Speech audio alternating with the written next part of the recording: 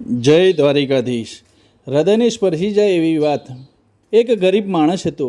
તેનું એક સપનું હતું કે તેની દીકરી બેસ્ટ ડૉક્ટર બને। તેની દીકરી રાજકુમારી જેવી હતી। તે દિવસ દીકરીની ઉચ્ચતર શાળાના પરિણામનો દિવસ હતો અને તે ઈચ્છતો હતો એવું જ પરિણામ આવ્યું। દીકરી રાજ્યમાં પ્રથમ આવી। પિતા: હું આજે બહુ જ ખુશ છું બેટા, તારે જે જોઈએ એ માગ, હું તને લાવી આપીશ। દીકરી કહે: પપ્પા, મારે પેલો ડ્રેસ જોઈએ છે જે મેં તમને એ દિવસ બતાવ્યો હતો, પણ એ 3000 રૂપિયાનો હતો, એટલે મેં તમને ત્યારે કહ્યું નહોતું। શું તમે મને એ ડ્રેસ લાવી આપશો? પિતાએ કીધું: સારું બેટા, પરંતુ તેની બધી બચત એક કર્યા પછી પણ તેમાં 300 રૂપિયા ખૂટતા હતા। તેમ છતાં એમને આ ડ્રેસ કેવી રીતે ખરીદ્યો હશે? પત્ની કહે: તમે આટલા પૈસા ક્યાંથી લાવ્યા?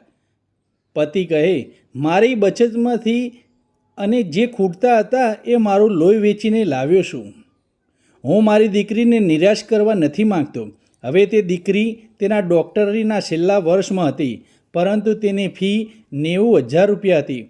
પત્ની કહે: હવે તમે આટલા પૈસા ક્યાંથી લાવ્યા?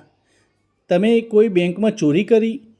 પતિ કહે: ના, મેં તે દિવસે જ વ્યક્તિને મારું લોહી આપ્યું હતું, તેને કિડની ખરાબ થઈ ગઈ હતી। આજે મેં મારી એક કિડની તેને વેચીને આપણી દીકરીની ફી ભરી।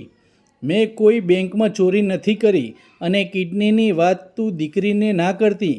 હું નથી ઈચ્છતો કે તેને દુઃખ થાય। પરિણામનો દિવસ આવી ગયો। પિતા ઈચ્છતા હતા કે દીકરી ઘરમાં ડૉક્ટર બનીને આવે, પરંતુ ઘરે દીકરીની લાશ આવી। પ્રેમમાં દગો મળવાથી દીકરીએ આપઘાત કરી લીધો। હવે સાચું કહો, મર્યું કોણ?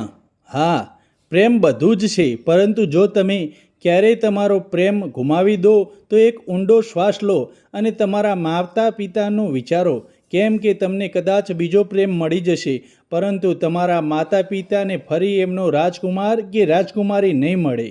મિત્રો, તમને અમારી આ વાત ગમી હોય તો તમારા મિત્રો, સગા સંબંધીઓને શેર કરો। જય દ્વારિકાધીશ।